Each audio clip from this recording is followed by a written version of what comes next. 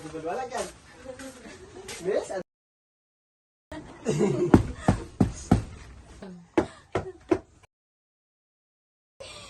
Ama!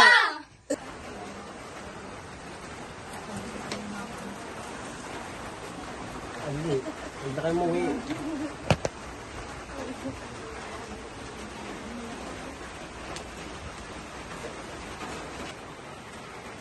Konting panahon na lang, mahal. Malapit mo na siyang ilabas.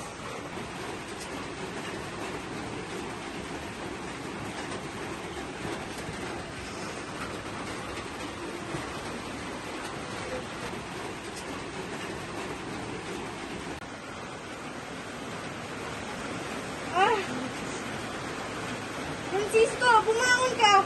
Lalabas na ang bata! Anong nangyayari? Ito, dandahan.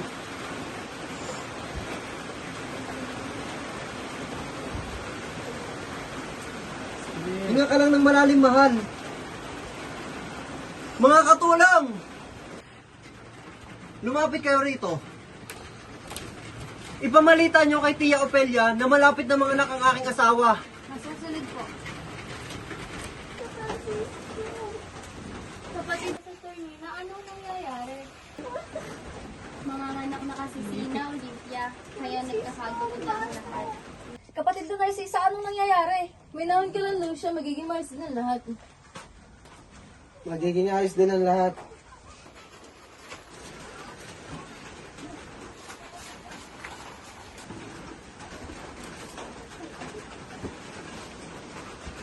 Nasaan ang mga anak?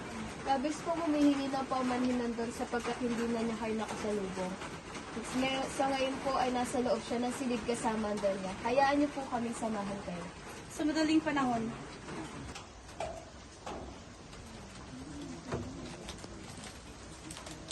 Andito na ang kumadrona, mahal. Konting tiis na lang. Pagdalhan niyo ako ng plangganitang may maligamgam na tubig, tuwalya, tsaka gunting. Magmadali.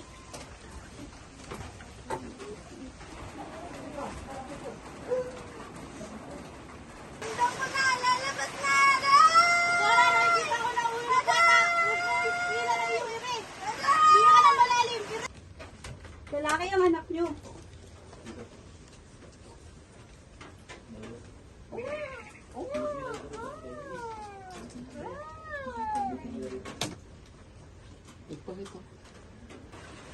Teodora, mahal! Mahal, gumising ka! Teodora, mahal, gumising ka! Magtigil ka, Francisco. Kailangan mo muna siyang magpahinga. Masyado siyang madaming na labas na dugo. Intindihin mo ang iyong bago silang na sanggol. Ako na ang bahala sa kanya.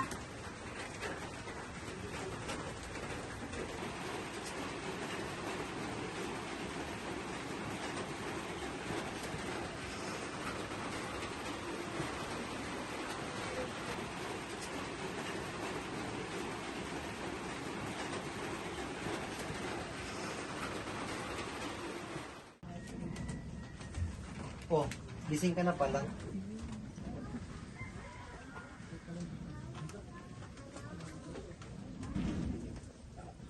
Kamusta na ang pakiramdam mo, mahal? Ayos ka lang ba? Mabuti naman ang aking pakiramdam, Francisco. Nabigyan mo na ba ng pangalang ang ating anak, Francisco? Hindi pa, mahal. Ikaw ang nagluwal sa sanggol na yan, kaya marapat lang na ikaw ang magpangalan diyan. Jose? Jose? Para pagbigay galang kay Santo Jose, na pinag-alayan ko ng dasal, mailigtas lang ang pagluwal nito. Jose? Aming Jose? Ama! Ina!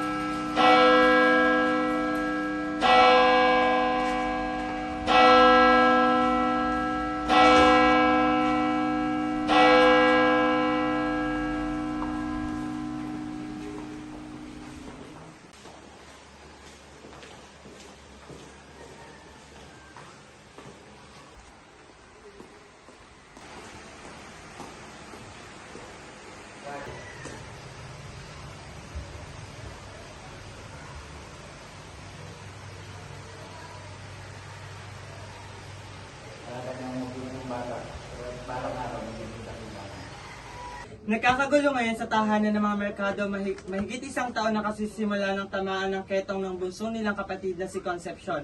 Nag-aalala pinagmasdan ni Teodora ang nanghihinang bunsong anak habang pinupunasan ng labakarang basa ang katawan ni Concha.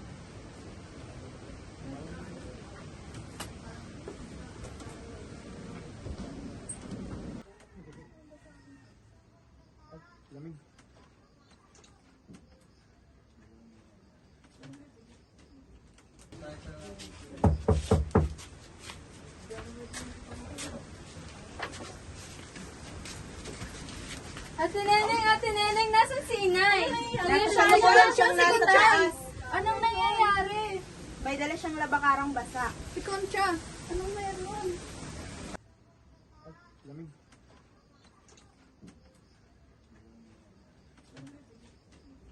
Langit upang pagginhawain o pagalingin ang aming mga sakit. Pagalingin o paghilumin ang biktima ng sakit. At gabayan ang aming mga hakbang kapag nagdududa sa aming mga pamamaraan. Amen.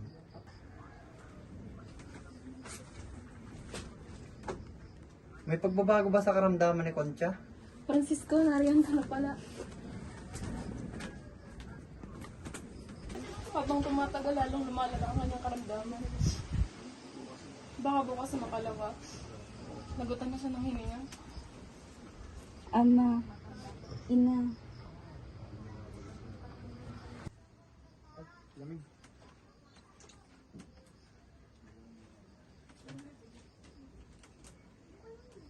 Concha! Concha! Hindi! Anak! Himulat mo ang iyong mga mata. Hinihintay ka na ni Ina. Anak! Hindi pwede! Anak!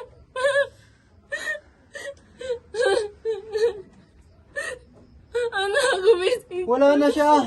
Teodora, wala na siya! Francisco, ang bata pa niya! Anak! Ama! Anong nangyayari? Wala na siya! Wala na si Concha!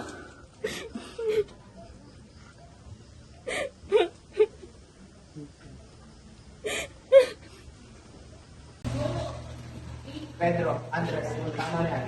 Hindi magandang gawain niya. Sunod, guro.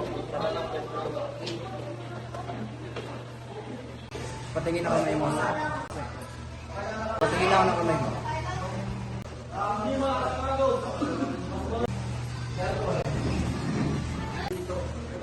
Ingatan mo mga kamay mo, sir. Dahil balang araw, kakailangan ng itin sila.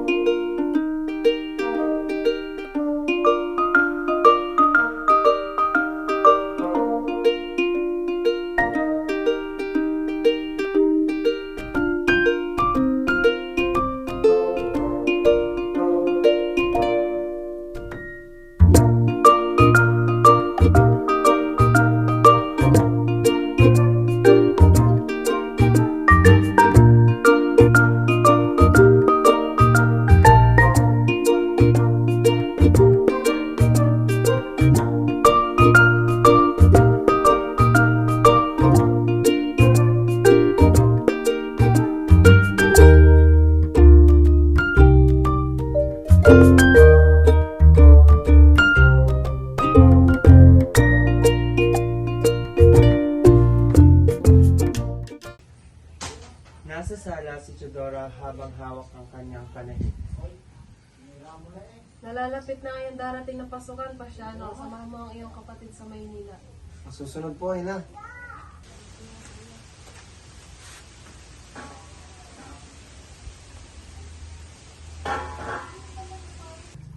Pepe anak, ihanda mo na yung mga kagamitan at bukas din ay babiyahin na kayo sa Maynila upang magpatala. Sino po kasama ko? Aking na. Ako, sasamahan kita magpatala bukas sa Ateneo de Manila. Tara, ihanda natin ang gamit natin dadalhin bukas. Tara.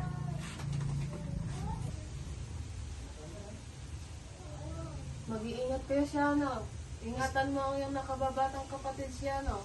Masusunod po, Amay na.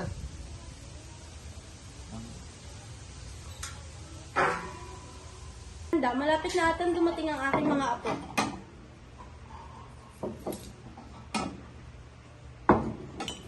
Donya, ito na po yung pinaluto ng tinola. Salamat, ilagay mo na lamang dyan.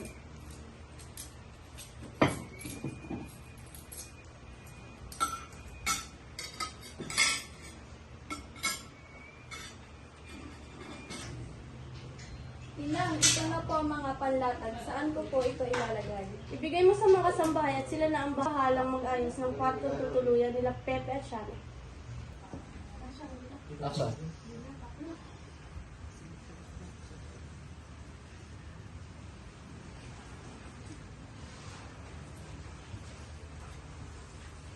Ilang, nakita niyo ba ang aking kaibigan na si Linda? Nasa kusina siguro, tumutulong sa paghahanda. Iha, pasuyo naman ang kanin sa kusina. Ramdam ko malapit na ang iyong mga kapatid.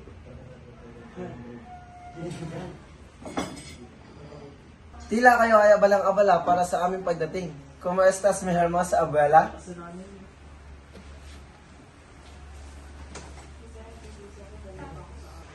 Oceano, Pepe, narito na pala kayo. Ang tunay na ako'y sabihin ko sa inyong pagdating.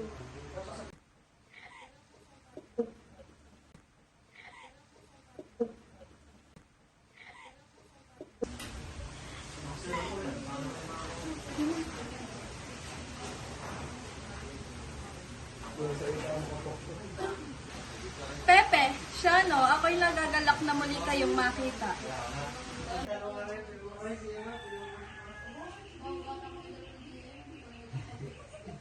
Maaari bang makaraan?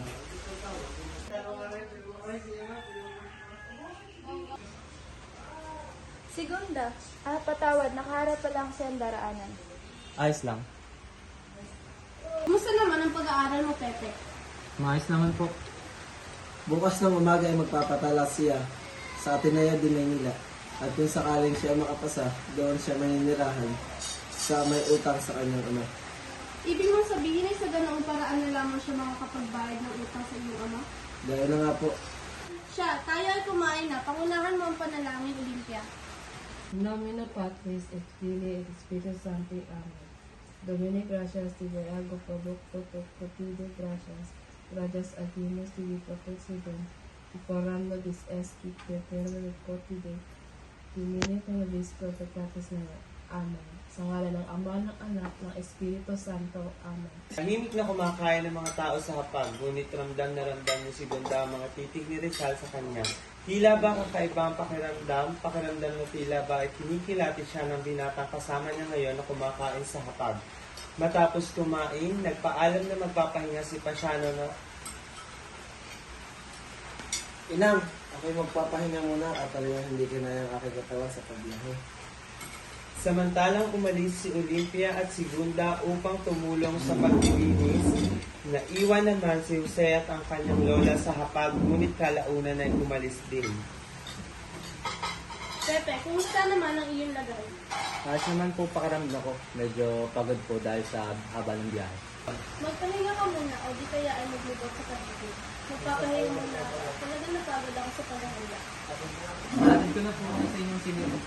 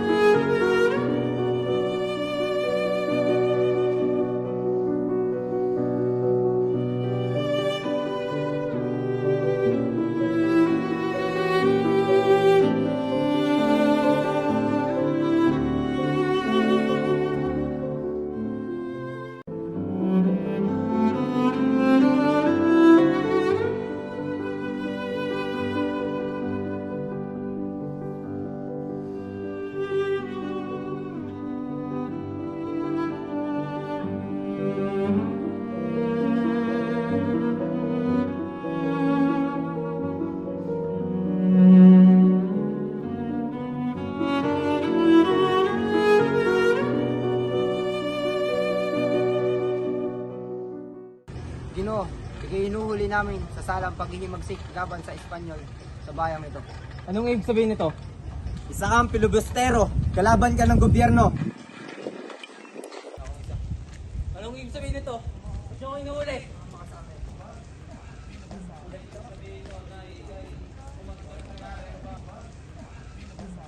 Anong kawalangian nito? Ba't nyo ako ikukulong? Utos lang ito.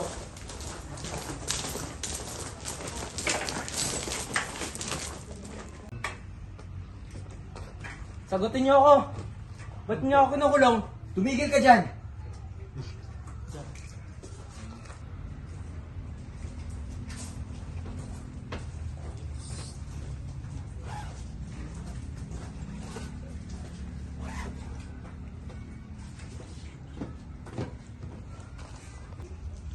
Kahit kailan ay hindi magiging kasamaan ang pagsasabi ng katotohanan. Any last words? Consuma to, miss! Ah!